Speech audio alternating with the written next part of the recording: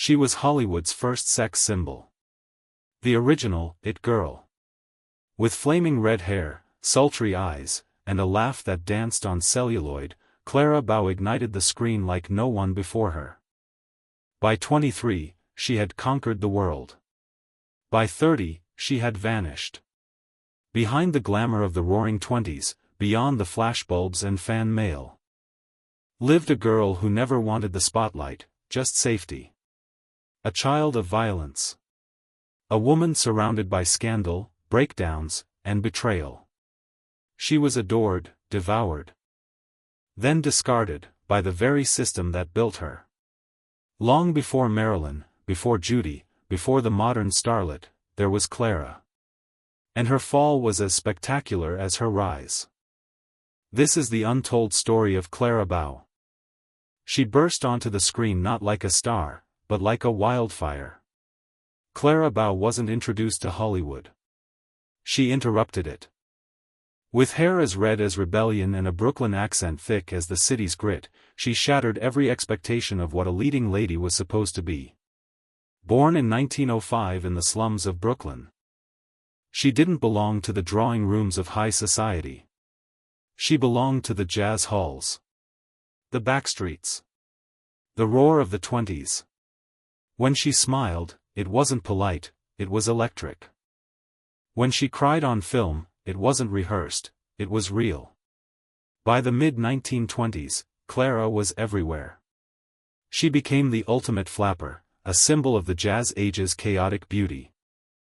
Her breakout role in It, 1927, didn't just make her a star. It gave her a title she would never outrun, the It Girl. No one really knew what it was, sexual magnetism, maybe, or effortless charm, but Clara had it in terrifying, intoxicating quantities. The public couldn't get enough. Studios lined up to exploit her image, wild, fun-loving, dangerously free. She was marketed as a force of nature. A temptress. A woman ahead of her time.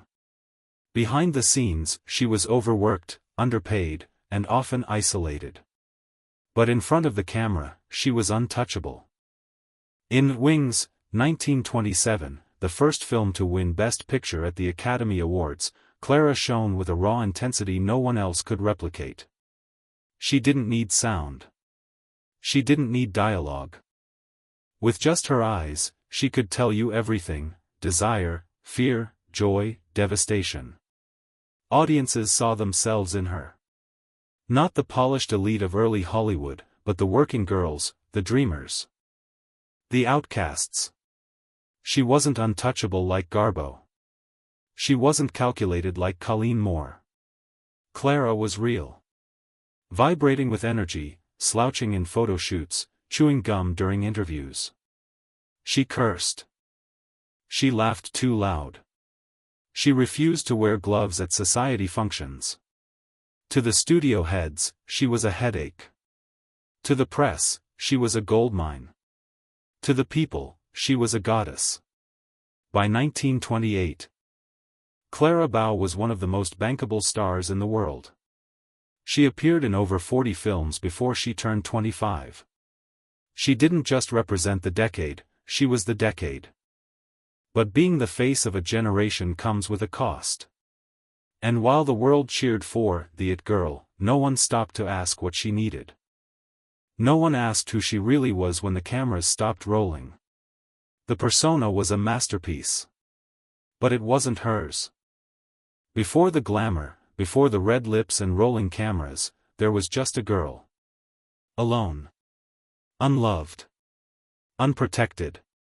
Clara Bow was born into chaos.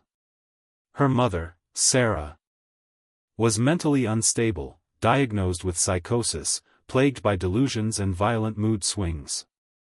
Her father, Robert, drifted between jobs and disappeared for long stretches, leaving Clara and her mother in a crumbling Brooklyn tenement with no food, no heat, no hope. There was no childhood in the traditional sense. There was survival. And there were secrets. At just 5 years old, Clara witnessed her friend burn alive during a neighborhood fire. The trauma left her shaken for life. Her home was not a place of refuge but of dread. Her mother, convinced that show business was the devil's work, once held a kitchen knife to Clara's throat as she lay sleeping, intending to kill her to save her soul. She was stopped just in time, but the scars would linger. And that was only one kind of wound. Years later, Clara would reveal, quietly, carefully, that her father had likely molested her during childhood. The details were murky, and the industry refused to hear it. A starlet couldn't have that kind of past. It didn't fit the image. So she buried it. The laughter, the confidence, the dazzling grin, it all became armor. She found escape in the movies. In 1921, at age 16, she entered a photo contest sponsored by Motion Picture Magazine. She won. But instead of joy, the victory brought suspicion and gossip. Men in the industry saw her as expendable. A girl from the slums, easy to use, easy to discard. Her early roles often involved being objectified, slapped, chased, kissed without consent. Off-screen, it was no different. Producers invited her to private meetings in hotel rooms. Directors gave her pointers that crossed every professional boundary. She laughed it off in interviews. She had to. A girl like Clara didn't get second chances. She didn't come from privilege. She was called common, vulgar, too emotional, by the same critics who praised her rawness. Her accent, a harsh Brooklyn rasp, became a target for ridicule. One journalist wrote, "She speaks like a cab driver." Another called her unrefined and dangerously unschooled. They wanted her wildness, but only if it was controlled. Through it all, Clara carried the weight alone. There was no mother to console her. No father to guide her. Only studio handlers and the occasional lover, many of whom exploited her just like everyone else. She didn't have time to heal. Only to perform. And perform she did. Yet beneath the sequins and makeup, she was still the girl from Prospect Heights, scared, abandoned, desperate to be loved. She feared going mad like her mother. She feared being poor again. Most of all, she feared being forgotten. So she gave herself away. To the audience. To the press. To the machine. And each time the curtain fell, she sank deeper into the quiet void she had known all along. No therapy. No justice. No relief. Just more scripts. More schedules. More silence. The hidden past of Clara Bow wasn't just painful. It was buried alive, beneath headlines, behind movie posters, locked in the nervous smile of a girl who had seen too much, too soon. She didn't talk about it. But her eyes always did. She didn't just rise. She was constructed, brick by brick, scene by scene, breath by breath. Clara Bow didn't come into fame like a princess stepping onto a red carpet. She clawed her way in through the service door. Hollywood didn't welcome her. It tolerated her, because the camera loved her too much to ignore. But it didn't love her accent. It didn't love her past. So it reshaped her. Publicists bleached her history, no more slums, no more broken family, no more streetwise sass. Instead, she became the it girl, a mysterious symbol of sex appeal and charm, impossible to define but irresistible to market. Her image was repackaged as flirty but innocent, bold but harmless. Clara played along. She had to. She learned to laugh at jokes made at her expense. She downplayed her intelligence. She dimmed her brilliance to match the role written for her. They wanted fireworks, not fire. Her real voice, raspy, unapologetically Brooklyn, was seen as a liability, especially with the advent of sound in cinema. In interviews, she was coached to say less. Smile more. Bat her lashes. Let the headlines fill in the blanks. Studio heads dictated her look. Hair curled just right. Dresses just short enough. They curated every photo, monitored every quote. Shaped every move. She was given handlers, not agents. Watchdogs who followed her to set, to parties, even to her home. One false move, and the tabloids would pounce. But Clara never had formal training. She never had time. She learned by instinct, by pain, by the urgency of needing to escape where she came from. And that rawness, so natural it felt dangerous, is what made her magnetic. Off camera, the real Clara was messy. Unfiltered. Emotional. She cried on set. She threw tantrums. Not because she was a diva, but because she had nowhere to put her grief. She fell in love too quickly. Slept with the wrong men. Trusted people who sold her out for a headline. Her relationships became fodder for gossip columns. They called her scandalous, a nymphomaniac, morally unfit. But no one asked why she clung so hard to any hint of affection. In truth, Clara had no roadmap. She wasn't raised to handle fame. She wasn't trained to protect her boundaries. So she let the machine guide her. She starred in dozens of films, often working 6 days a week.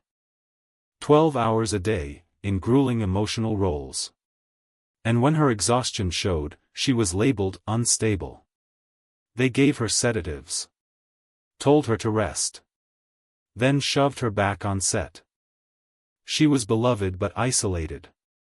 Adored but controlled. The price of survival was submission. By the early 1930s, as the industry transitioned to sound, Clara's panic grew.